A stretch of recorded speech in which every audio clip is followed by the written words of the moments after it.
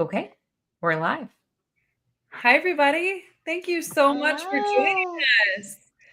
It was such a cool thing. We did the last one about a month ago, and I remember when we logged on, I was like, I don't know if anyone's going to watch this or if anyone's even going to be here right now, but we still wanted to do it. And we've had such a great response from you all that we're hoping to do this monthly now. And it's so cool logging onto this and seeing you say hello in the chat. So, hello to you all. Also, something very exciting for me is this is the first time that Danny, Carly, and I are all together outside of a meeting, an event, actually, like something coordinated that we can hear the voices of me, Carly, and myself. Such a cool thing. And I'm so thankful to have both of these fine clinicians and fine human beings on the Balancing Act Rehab team. So thank you guys for being here, both you two and to our audience that's joining us. I'm pumped because I couldn't believe that we had so many responses for questions leading up to this ahead of time and people already logging on. So I can tell it's going to be a really great question and answer session. All right, should we dig in? Let's go. All right, we could go with a really good softball question.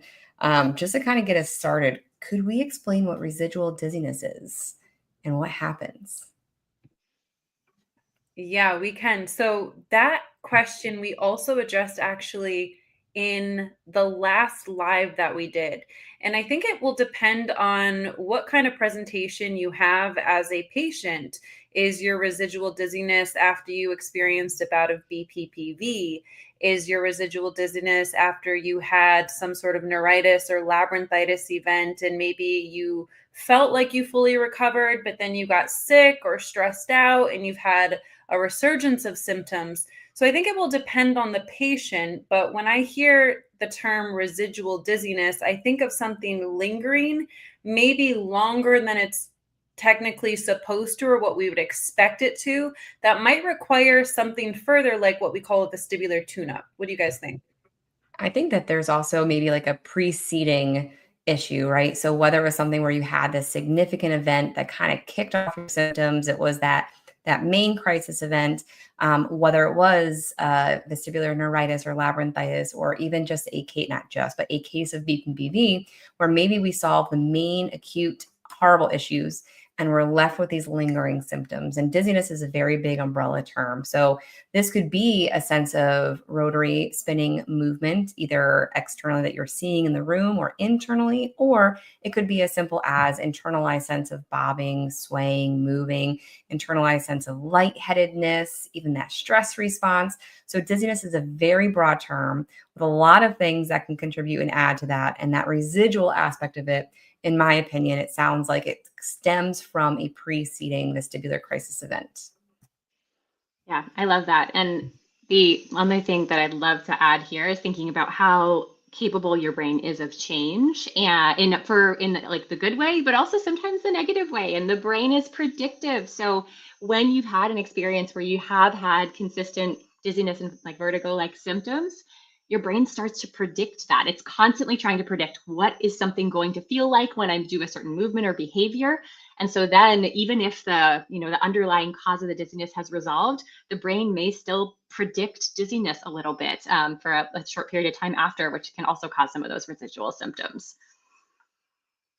That's where therapy comes in. That's what you're here for. Moving on. Moving on. That kind of leads us into another symptom that I think can piggyback off of that. That's a little bit different in presentation, but why do symptoms fluctuate so much with intensity? Right. So we can have this residual dizziness, but it's not uncommon for us to have good days and bad days. Maybe go through these periods where we've got a flare up of symptoms that we're more symptomatic and sensitive, and other times where it feels like things die down. So, why do we see fluctuation in the intensity of our symptoms? And again, very broad question with a lot to answer there. But let me throw it back to you guys. Carly, do you have anything to start off with? Yeah, I would love to go first. Well, so I think life fluctuates is the first thing I'll say. So thinking about a normal day, it looks totally different for me personally every day with how much sleep did I get? Did I hydrate appropriately? Did I eat consistently? And like, I just had a giant snack before this because I realized I didn't have lunch today. So some days it happens like that. And how stressed am I with what I'm doing? All of these sort of lifestyle aspects of things. Did I go on a walk today? Did I get any exercise? All of those things can cause symptoms to either increase or feel louder, or be a little bit less, depending on the type of day that you've had. So that's the first thing that comes to mind for me, is thinking about, the fact that our life kind of comes in waves a little bit, and that very much influences symptoms. And another thing that, by the way, I love what you said there, but another thing that I think about is, especially in our migraine population, on things, different factors of life accumulate in different ways on different days. It's a famous, not famous, but famous to me quote that Dr. Teixeira said in one of our Talk Dizzy to Me episodes. And what he means by that is similar to what Carly said. If you get a bad night's sleep on Tuesday and then you have a rough time at work, you get in an argument with your spouse, by Friday night, maybe you can't tolerate that action-packed film for movie night with your family. But if you tried it on Sunday after a weekend of rest and everything went smooth, the kids were behaving, you didn't have work stressing you out or a boss breathing down your neck, maybe you did fine with that action-packed film. So I think, just like Carly said, life fluctuates, but also understanding that things accumulate differently depending on the whole picture. And I think the last thing I'll add to that full picture that you guys gave is just the fact that also what we internalize, what we feel, can also affect our symptoms. So this comes down to that term anxiety. I'm going to pull up a question from the chat here in a second that'll relate to that. But what I'll say, first of all, is if you are not anxious about your symptoms, I would be more worried about your mental health than if you weren't anxious. If anything wasn't bothering you, you're like, no big deal. And there are a couple of people who are really laid back that we see that. But things like stress and things like anxiety can amplify that. So kind of like Abby alluded to, if you're on vacation, you're kicking back, things are great right now, things might be put to a minimum in terms of amplification. But if you've got 2 kids that you're trying to get through an airport and home to visit family over a weekend by yourself with no husband to help you like I did, like your stress is through the roof. And that is something that can amplify those symptoms and just make those triggers a little bit more symptomatic. So a question that we have from our chat from Miss Paula here is the confusion when it comes to dizziness, vertigo, and anxiety. Can we explain the difference between the dizziness and vertigo and how that anxiety interacts with them? And again, that dizziness is a more broad umbrella term, vertigo being one of those more minute describers with underneath that umbrella. And then when we add anxiety into that, whether it's vertigo, imbalance, disequilibrium, stress, lightheadedness, all of that can be amplified or increased with anxiety. And again, anxiety is not something that is your fault. You're manifesting that, you've got a significant amount of control over, but it's something, a reaction that's inside of your body that creates this cascade of other things that occur and drive these other reactions and sensitivities. Yeah, I think that was such a great launch pad here. And, this leads me into another question about, I'm trying to be consistent every day with my exercises and mindset, etc., but I feel like I'm stuck. And this is in regard to 3PD. And I feel like when we feel stuck like this, it often is more nervous system regulation, that mental block.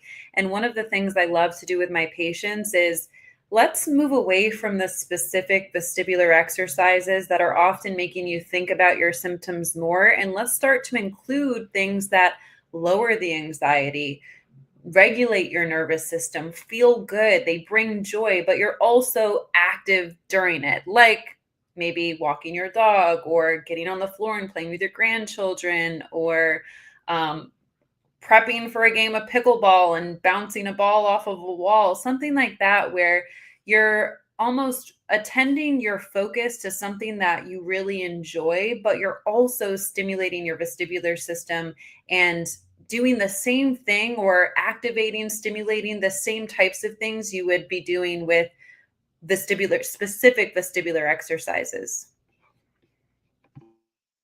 Yeah, I love that. And when I am working with someone who feels a little stuck like that, I also like to say, okay, let's pause everything and let's pick one thing. Let's pick one thing that you feel like I can stick with and I can kind of focus on as the focus for that, days, weeks, whatever it needs to be, until you start to gain that momentum then. Because once you start to get those little wins, they start to build and they help you feel like, okay, I'm not stuck and I am moving forward again. And so sometimes pausing and just saying, all right, what's the thing right now that helps me the most? And just do that one thing. So I use that a lot when people are feeling stuck.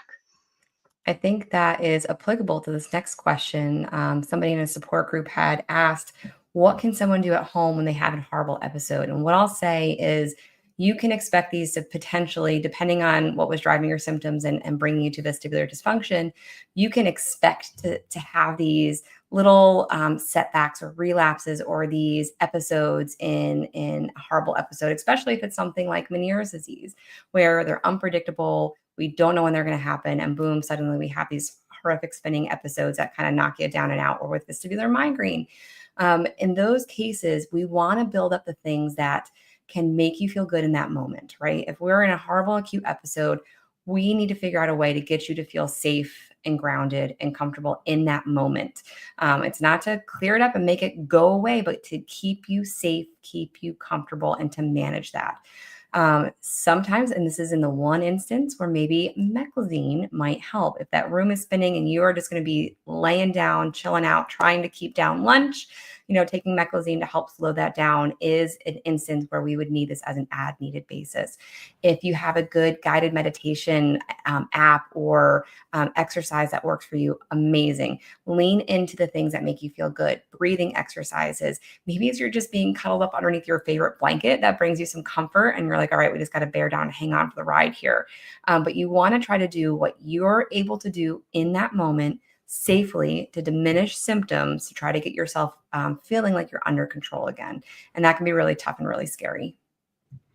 And I think I'll add, what Danny was talking about is almost like putting together a flare-up toolkit. And that's something we talk with our patients about. But don't wait until you're in the flare-up to determine the toolkit. Be thinking about this ahead of time so that if your symptoms do exacerbate, it becomes more natural to you to start to implement your strategies. It's not the first time you're trying a meditation, or the first time you're trying a grounding technique, or the first time you're putting on a podcast or singing your favorite song or trying to reattend your thoughts and focus elsewhere. It is something that you've been practicing even on those days that you feel pretty good or better. Awesome. And the last thing I would like to add is just that in a flare, it can feel like you have lost all your progress. It can feel like you are back at square one. And I am here to tell you, you are not. You have not lost all of the beautiful progress that you've made. And the flare is going to end. That horrible episode will end. And then you will be, it's almost like you've stepped off the path, but then you just step right back on and keep going, right? So you haven't gone back to the start line. You're still moving forward and making progress in the journey, even though it doesn't feel that way in the moment. So it's sometimes helpful to even write down little affirmations like that, like, I've dealt with something challenging before and I can do this again, and kind of thinking about some of those thoughts, because our brains tend to spiral when we are in some of these more acute episodes. So thinking about what are some helpful words to even have in your toolkit and read and remember to help get you through some of those more challenging moments. I have some patients with really impressive toolkits and rescue kits. If you're watching, you know who I'm talking about. And I have to say that I am super impressed by the diversity of what patients have found out that works for them. And I encourage you that if you are working with a clinician, or you're part of a support group, or you are part of a community where you can share your information, share it. You don't have to endorse it and say, this is going to help you, but you can say, here's what I do. And I will say, I have this amazing resource email that I share with my migraine patients and my patients in the clinic of things I've collected over the last almost 11 years of doing this, of devices and apps and strategies that have worked for patients, that has been proven over and over again to be helpful. And these are things that we put out because we have found other people might have found them useful. But if you don't find them useful, you throw it away and move on, and you build your own personal toolkit. Just having that security of something to be able to tap into will make you feel a heck of a lot better in between flare-ups, or even feel more prepared when something does come on. So there's that. And one thing you just reminded me of, a term vestibular bestie. Sometimes in those hard moments, calling up your bestie, texting your bestie, getting in touch with them can add to your support because it's someone in your life that really gets it. It might be a different kind of support than what your family can offer or what a best friend can offer who hasn't actually experienced those same types of symptoms. Another question, this was one that we got from prior, but I wanted to address it. Is spinning necessary for vestibular dysfunction in rehabilitation? And I asked this person for some clarifying questions. And what she meant by this was that she's sitting in a swivel chair and spinning around like 360 turns with her head in different positions. And what I would say to this is a good provider is going to have a reason that they're doing something. And also, a good provider is going to use your feedback to help guide their care. So, if this particular intervention that they have you or have asked you to do is sending you over your limit, it's exacerbating symptoms too much for you, then maybe this particular exercise needs to be adjusted or done away with for now until you're ready for something, depending on what that clinician's decision making was for that exercise. Another thing I would say is that sometimes in the vestibular world, what we ask patients to do are kind of weird things, like, why are you asking me to turn my head every 2 steps or something like that? So asking your clinician to relate it to something functional so that you have the bigger picture of where they're trying to get you to, I think is also super helpful. Now, on the flip side, for my BPPV frequent flyers, right, I have some patients that will come in who are really terrified about going through maneuvers. And they say, do we have to do this maneuver in order for this to get better or for these crystals to go back in place? And the unfortunate answer is usually yes. You can wait it out and you can continue to be symptomatic and dizzy and run the risk of maybe having a little bit more of a complicated case of this for longer periods of time. But what I do, and I encourage if you're a clinician watching this, is take the time to reassure the patient that this is actually a great thing if we can get you to spin today during our testing when we can predict it and anticipate it, because that means we're potentially going to get to fix this today. And I'll start off my session going through a ton of education because most of the time people come in and say, my ear rocks need adjusting, and they have no clue where we're coming from in that, why these happen, what they are, why doing a rolling around on the table is going to help them feel better. It's a mystery to them. And then if they do get fixed, it's like magic. And then they leave and they don't know what they did and they kind of get cautious. So yes, like if you have BPPV, we are hopeful we get you to spin today, and we're going to do it in a really safe, controlled environment. We're going to make sure you feel supported and educated through the entire process, and we're going to celebrate when you get a bout of dizziness in that third position of the Epley maneuver, meaning that we got it, so that when you go to sit up, it is hopefully at bay and back where it belongs. But sometimes it takes a little bit of bravery and working with your clinician and talking to them to induce symptoms in order to get them to be fixed. So without the clarification background information, Abby, my mind was going to, yes, sometimes we have to make you spin. But I don't usually spin patients in desk chairs unless that's part of their job. Yeah, I'd be really curious if the person who asked that question asks your therapist their intention behind the exercise. And it might surprise you, and it might surprise me too. I'd be really curious to hear the response if you want to DM us later.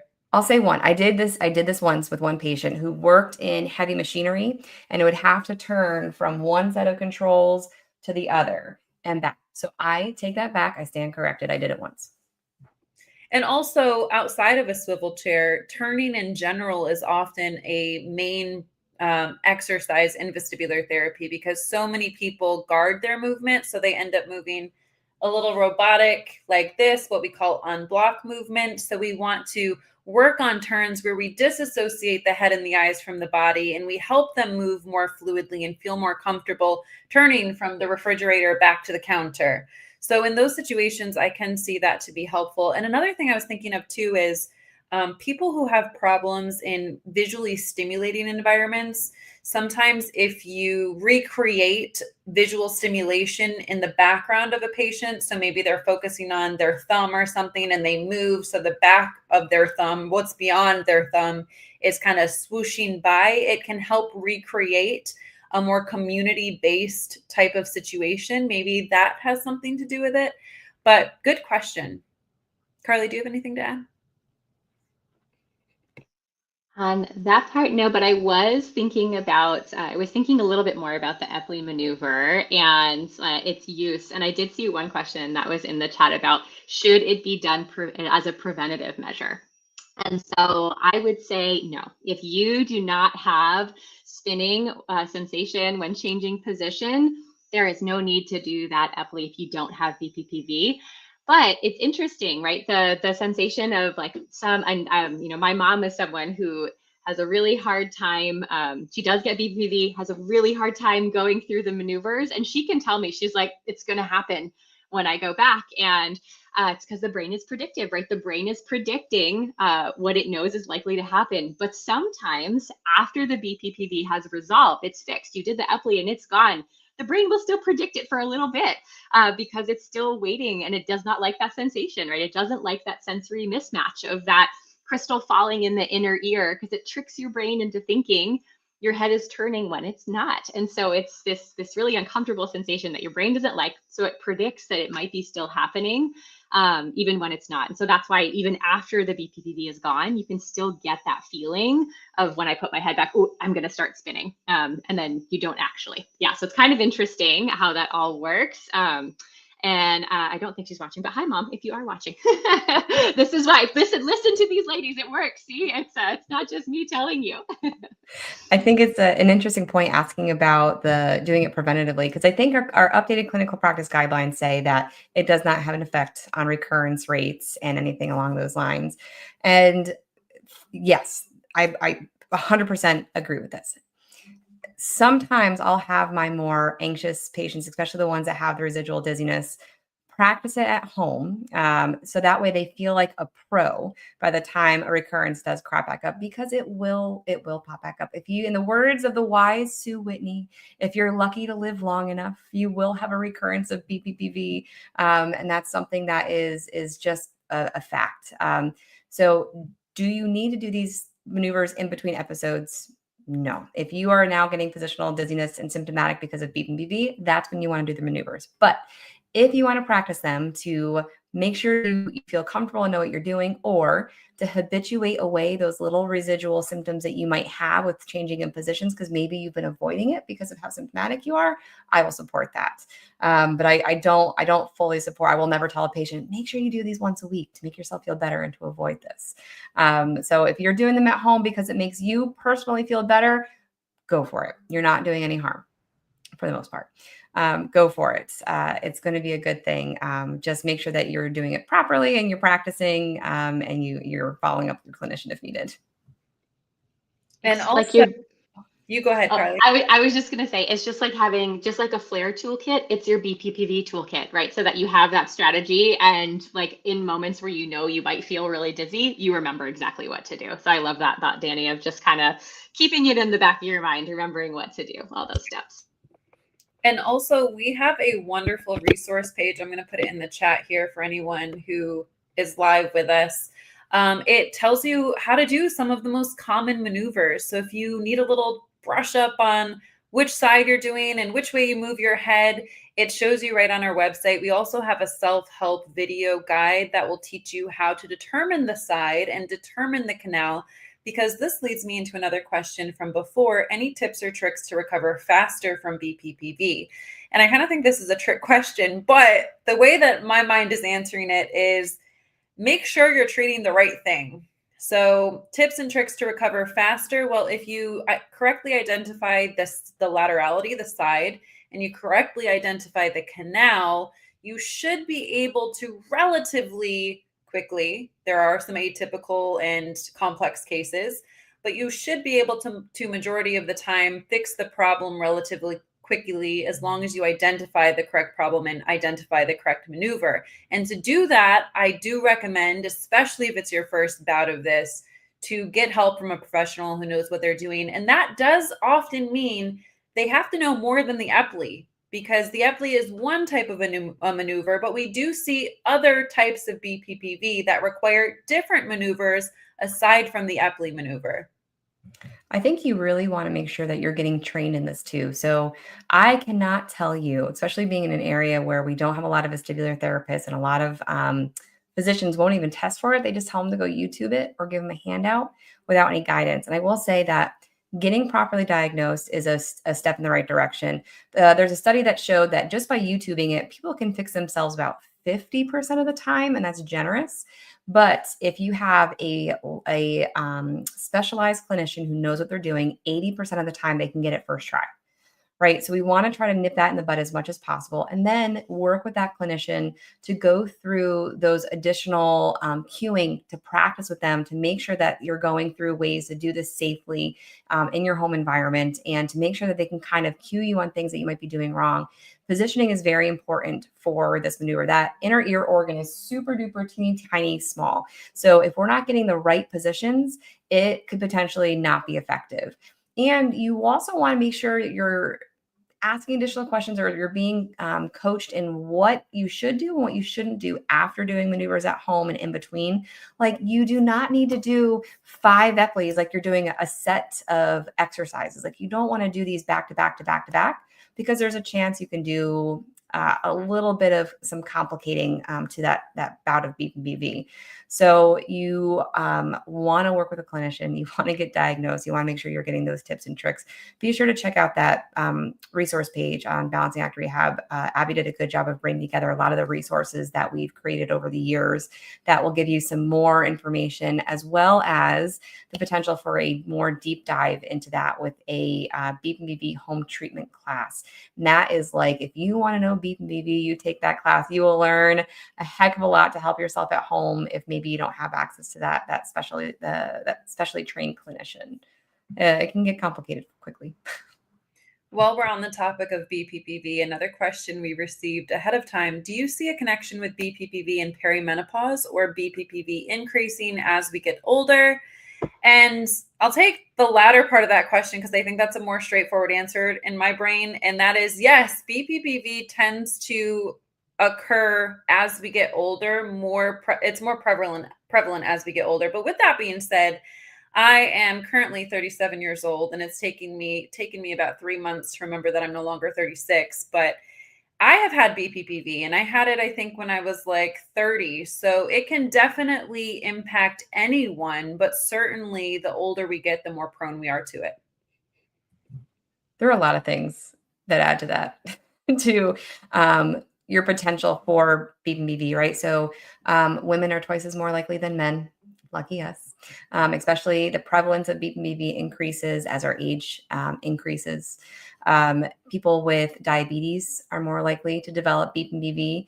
History of inner ear trauma or surgery, history of Meniere's disease or vestibular migraine can make you more likely to develop BPPV. And kind of going back to the perimenopause symptoms and some issues. We have somebody else that kind of brought up perimenopause. I'll say that a lot of my patients who start to develop symptoms that more associate with vestibular migraine may have been migraineurs or migraine patients their entire lives. Their symptoms go away when hormones change. They hit perimenopause, menopause age, and then all of a sudden they have the onset of these wonderful vestibular migraine episodes. So if that's something that if you've looked up some of these symptom lists and you feel like you really relate to what is being written about vestibular migraine, you should definitely get in contact with a clinician. This would be potentially a neurologist, ideally, who works with migraine and has an idea, or a neurotologist or a vestibular physical therapist who can maybe point you in the direction of that next person in that treatment pie and that multidisciplinary aspect of care to be able to get you the proper treatment, because it will differ for every single person in many different ways. So I definitely encourage you to reach out to somebody to find a provider to work with.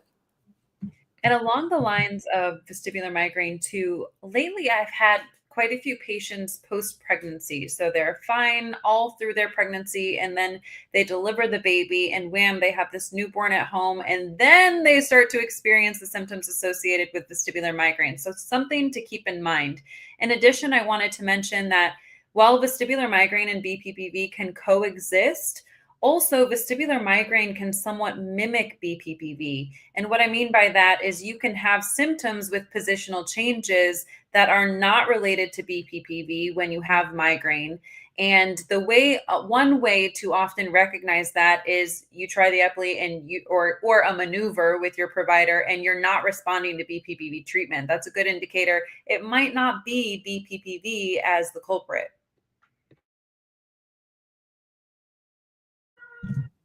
Next All question. right. Next question. We still have a lot of BPPV. Oh, any tips or tricks to recover faster from BPPV?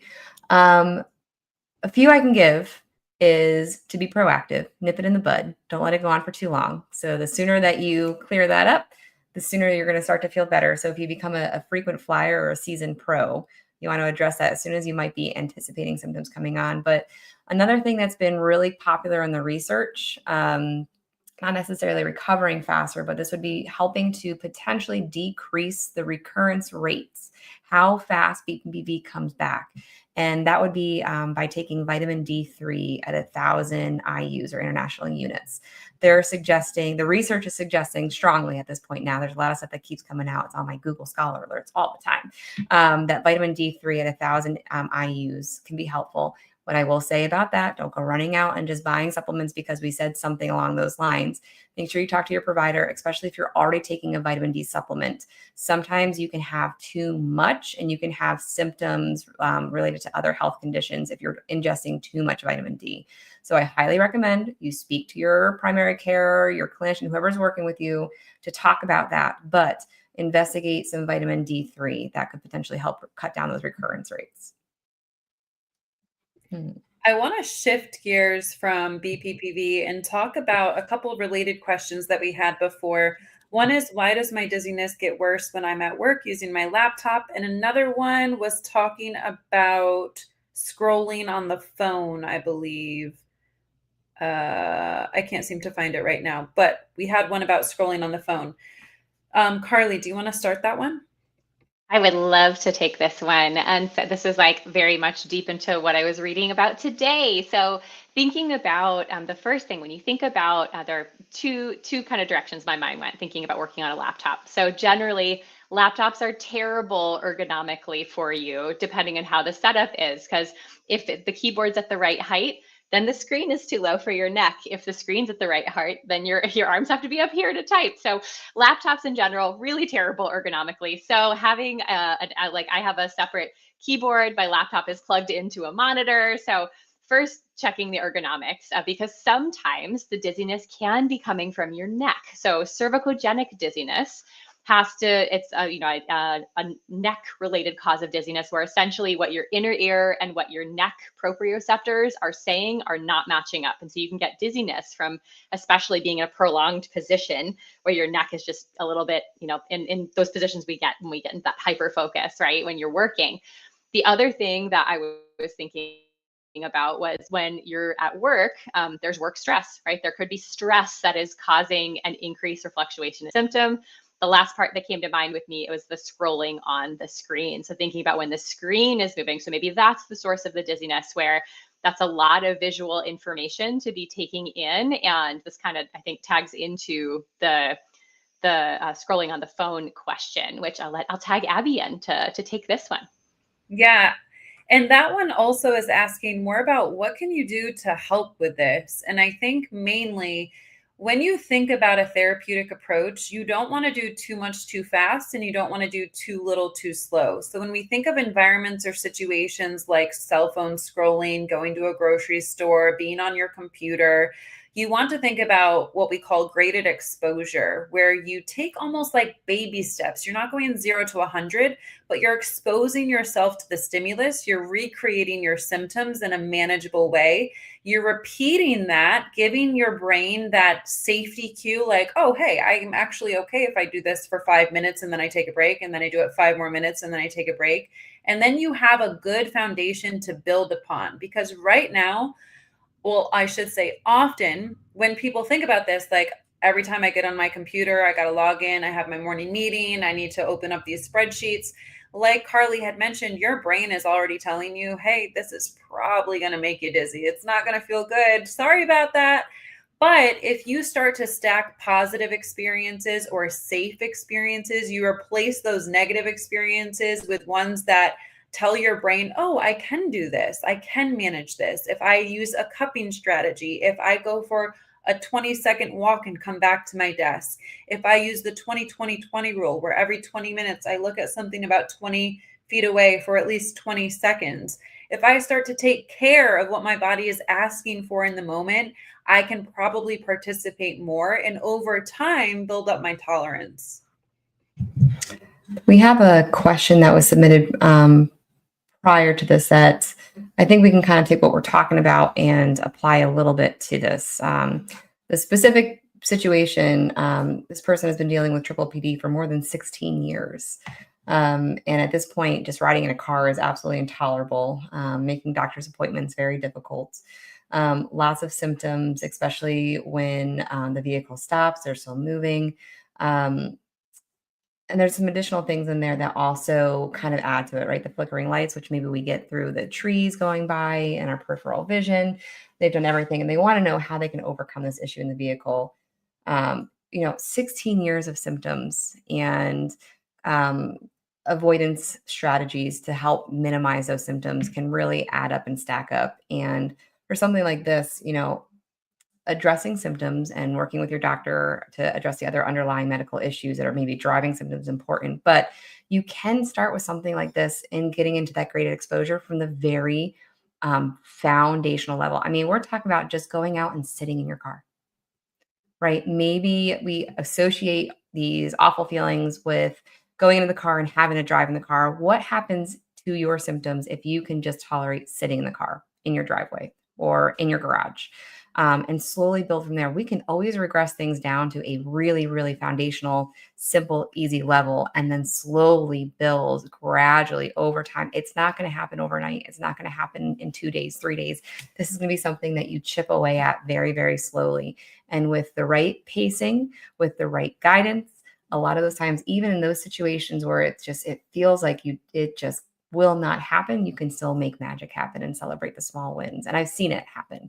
I've worked with some patients. I had a patient who got stuck on the subway because they couldn't bring themselves to get off of one of the trains because of how awful they were feeling. They just shut their eyes, sat down on the train, and they couldn't get off the entire day. They rode that from end to end to end and had to call a family member to come find them to help guide them off this train. Like, we got them back on there. They're riding the metro around the city. They got it, but it took time. So starting from that foundational level and slowly building with the right people and guidance can be beneficial. Yeah. And this, something you had mentioned also plays into this question: is managing symptoms by avoiding what we know triggers vertigo, is that a fine long-term strategy?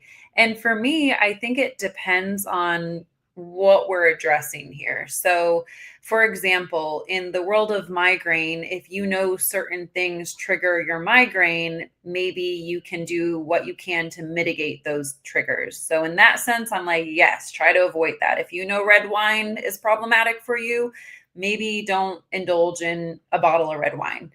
But from another perspective, when we start to develop these avoidant and maladaptive behaviors, we actually can prolong our recovery and decrease our quality of life in the process. So often from a therapeutic standpoint, the goal is really to face the symptoms head on and actually provoke those symptoms in a tolerable, I like to use the phrase challenging but doable type of fashion, so that again, you're not overwhelming the system, but you're teaching your brain that you can improve through neuroplasticity.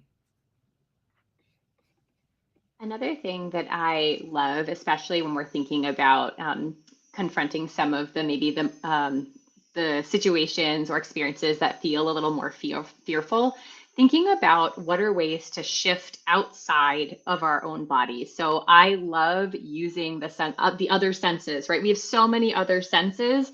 Let's use them, right? So have a sour candy or a ginger chew or something that you can pop in your mouth to shift your focus away from symptoms. Listen to something that you enjoy. Maybe it feels good to sit in the car and have a weighted blanket on, or to have even a weighted headband, just something, and kind of changing the experience too, because then it's something that's different that your brain is not used to. And it's like, oh, okay, like maybe this isn't so bad anymore. And so using those other senses, I think, can be super, super helpful. And for every person, it's different. Some people really like the feeling of compression. Some people really like the feeling of an eye mask. It just depends. And so that's another thing to experiment with when you are feeling good and saying, hey, what do I like? What kind of makes me feel calm? What senses feel good to me, from like things that I see, smell, taste, hear, and feel? What do I like? And then they can become those tools that help you navigate more challenging sort of dizzy moments. There was a question about getting up in the middle of the night and how that can be very difficult and unsteady walking around and how that stresses them out. As we're talking about tips and managing with that, I have we mentioned this last time, Abby, too. I'm going to have to maybe just like put a plug out there and just get them to sponsor our podcast one of these days. But there are these motion sensor lights that I highly recommend having a night light, having something. Do you have them too? So we bought them. My husband found them because I'm blind as a bat in the middle of the night and I stub my toe on everything. I end up falling over. It's awful. So they are just LED lights that we tape them to the bottom inside of our bed, and it has a motion sensor. So every time I swing my feet out of bed and I put them on the floor, we have the little motion sensor there, and it pops like this soft glow light on around the bottom of my bed. So I'm able to see my room, walk to the bathroom, and come back within like the 2 minutes I set it up for to turn off automatically to be able to see where I'm going. But you don't need to buy those. You can have a night light, have something that gives you a point of focus in the middle of the night, because our visual system is one of our strongest balance systems that tells you where you are. If you can find little things that help you along that way, lean into them, right? If being in the dark makes you feel really disoriented, don't make it dark, right? Have a nightlight, have something, leave something on in the bathroom with the door cracked so you can find your way. That's going to help at least ground you and guide you and keep you moving in the right direction. Abby, do you have any Abby or Carly have any tricks like that? I'll just plug the underbed light too. And it's not bright, so it doesn't disrupt, because I think there's the concern of like, oh, if it's too bright, then I'm not going to be able to sleep. It's a very soft, I mean, I'm sure there are lots of different ones out there, but the one that we have, very soft light, and it does prevent the jump scare of like your 4-year-old coming to say, Mom, in the middle of the night. Then I can see him when he comes in. So that's also an added little benefit there. And it does not impact, like my husband has no issue sleeping through that either. So like from a light perspective, it's a very chill sort of light. I need to get both of you sponsored at this point, because this is 2 episodes where whatever this company is, hopefully might get a customer or two.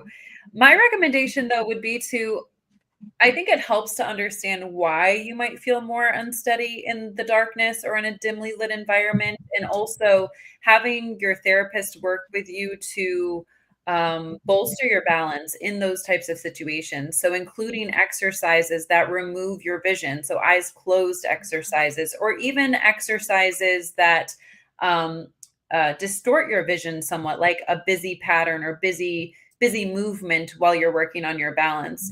So understanding that you have sensory systems that give inputs for your balance, your vision, your proprioceptive system, and your vestibular system.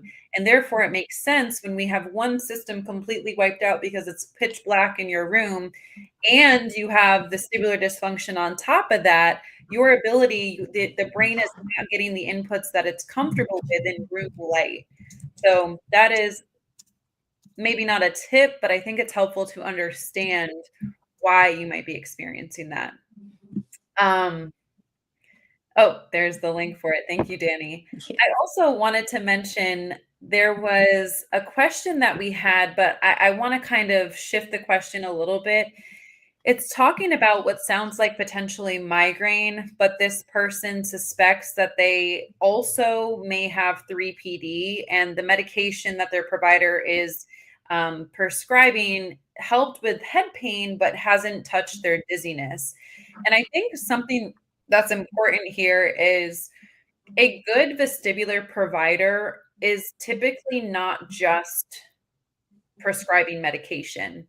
They're going to talk to you about lifestyle optimization strategies or lifestyle modifications. They're going to talk to you about exercise. They're going to talk to you about your sleep hygiene. They're going to give you other tools to improve your overall health. And also, they should tailor or pivot your plan based on your feedback. So if your feedback to this provider is, hey, great job, my headaches are better, but I'm still really dizzy. What else can I do?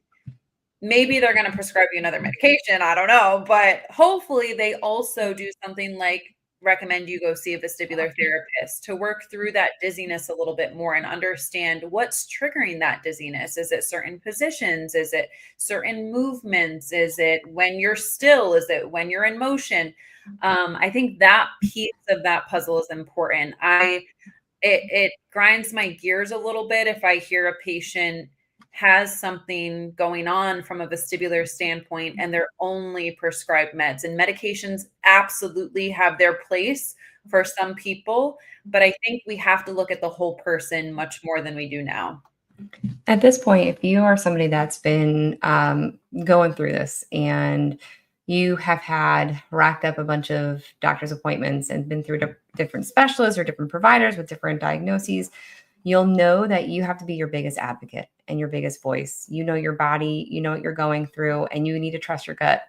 If you don't feel like you got the answer that you were anticipating or felt like it didn't feel complete, like in your gut, you know that maybe that doesn't sound quite right and there's got to be something else for this, find a second opinion. It's not going to hurt. Find a second opinion. Ask other people who they're seeing that have similar conditions. See if there's anybody else out there that you could potentially seek help from and build that team. Somebody had asked earlier in the chat if PTs can diagnose vestibular dysfunction or vertigo. And here's what I'll say about that. We have a lot of training and background to understand what we're working with. We have doctorates for entry-level positions now. In order to sit for your licensing exam, you have to have a doctorate because we can see patients off the street that don't require a physician's referral. This has required us to be able to identify when things are within our wheelhouse and not within our wheelhouse, when we need to refer on. So we can have a pretty good idea of what's going on in front of us and be able to point you in the right direction to have it formally diagnosed and have additional testing and other therapies ordered. For example, if somebody comes in off the street and they have straightforward BPPV, we can knock that out in a visit. We can look at what's going on. We can screen for other flags. We're not going to throw anybody back in a Dick's Hall and say it's only crystals and send you on your way. We screen for a lot of other things. We do neurological screening. We look at you functionally. We listen to a really detailed history. Like, this is really intense stuff, which I think is why a lot of clinicians have a hard time specializing or wanting to specialize in it, because it's a lot. But part of this, and most of the time, these BPPV patients are just unicorns. It's very rare that somebody walks in with BPPV and we fix them in one visit. That'd be wonderful. But there's a reason why I'm still employed. It's because it doesn't happen that often. We need people keep coming back. We need to get you to the right people. So if you've been working your area long enough, you know who the neurologists are that are staying up to date with the most recent treatments for migraine or vestibular dysfunction. You know the ENTs or the neurotologists who like to see dizzy and maybe that don't just specialize in sinus or vocal cords. We're going to be able to point you in the direction of other clinicians like complementary alternative medicine type of people, like massage therapists or acupuncturists, people that dry needle, or mental health professionals that can work on cognitive behavioral therapy and provide support if maybe stress is a guiding factor in your life. There are things you are going to build a team of people. And once you find your people, hang on to them tight, because those people are going to work together to get you feel better. And it really does take multiple people in this team and your guidance to get yourself feeling better. Be your advocate, use your voice, and tell people what you're feeling and stick up for yourself when you think that there's something else that needs to be explored. That was And a lot. this leads me to a point here in which someone had mentioned about providing hope to actually heal from vestibular conditions. And I think that unfortunately, still in this world, which is part of our mission, is to help spread awareness about vestibular disorders. So, what I'm about to say, doesn't continue to happen. But unfortunately, a lot of people feel dismissed by their healthcare providers. And I think it's more a reflection of the healthcare provider just not understanding vestibular dysfunction. And that's not a knock to them, because when you think about a provider, healthcare is so specialized now, and this is truly a very specialty slice of the healthcare system. But if you get the message that, oh, you're just going to have to learn to live with it, there's nothing more I can do for you, you absolutely need to find a provider who works regularly with this patient population, because there absolutely is hope. There is a great podcast episode that we have with two women in our community who offer their insights and their stories on where they were compared to where they are now. And I think just listening to other people who have made it through to see the other side can be really empowering. Now, I will say this too. I don't think it's fair to say you will get 100% better and you will never experience dizziness ever again in your life, because I think generally speaking, we can't say that. Like, we can't prove that. It's, even if you had a cold and you were getting treated for your cold, could a provider say to you, all right, you're never going to have a cold again? No, but what I can tell you is that if symptoms do return, or if they do get exacerbated due to a stressful event or something, another illness or something else in your life, you have the education and the tools to help manage them. And I think coming from that place with that toolkit handy can be really beneficial in feeling more in control and keeping your whole system regulated instead of spiraling out of control, which so many people in the vestibular world feel because they haven't found the right provider who really treats them like they're their teammate and helping them get better. So I want to say that you're looking at three providers right here who absolutely say that there is hope. Always hope. I don't care how many providers you've seen, there is usually something that can be done, even if it's understanding what you're experiencing. I would say for that too, there are so many resources out there, and there are free resources. This is something that you don't have to pay big bucks most of the time in order to find something that's helpful. Abby has done a wonderful job in the last, has it been a year since you've been building this website, with so many resources and so many things that we've done over the years. Checking out Balancing Act resources, or balancingactrehab.com, and checking out the resources there, going to the Vestibular Disorders Association at vestibular.org, and checking out some of their things, anywhere from just informational articles to information about some of the groups of people that they can connect you with. They've got a patient care coordinator that can get you in touch with somebody that maybe that relates to your diagnosis that you can just be helpful in talking to. Using provider directories to see clinicians who register themselves as vestibular specialists as maybe a guiding or a starting point to see who's in your area. There's a lot that you can do for yourself that's free that should offer hope. Even just at vestibular.org with the Vestibular Disorders Association, they did they have their conference every year, their Life Rebalance Live, as well as this great YouTube series where you hear from vestibular warriors and their experiences and what it's been like on their journeys. We have talked about this before about, being careful in some of these unmoderated Facebook groups of anxiety spirals, and leaning on good backed resources that have people there to support you, that can help you through whatever you're going through. there is hope. There is always, always hope. Things will get better. It's just, you got to hang on. We got you. We got you. Other people have you. And we're 3 people in 3 different states at this point, in 3 different parts of the country. Like, there's tons of us out there who are trying to get everybody together on the same page. So there's hope. And I want to give a plug as we wrap up. One, we did not get to all of your questions, but I'm going to compile a list. And next month, we'll be starting with some questions, perhaps from this session. So thank you for joining us. But also, on the note of getting help, especially when you've been through multiple providers, you've been experiencing symptoms for a long time. Carly, I think you know where I'm going with this.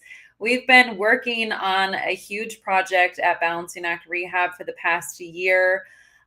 We're super excited to launch it, hopefully soon. We're hoping by the end of the year, but it's been a passion project of ours, and we're really excited to make it everything that we think a person or a patient would want. Carly, do you want to talk more about what I'm talking about?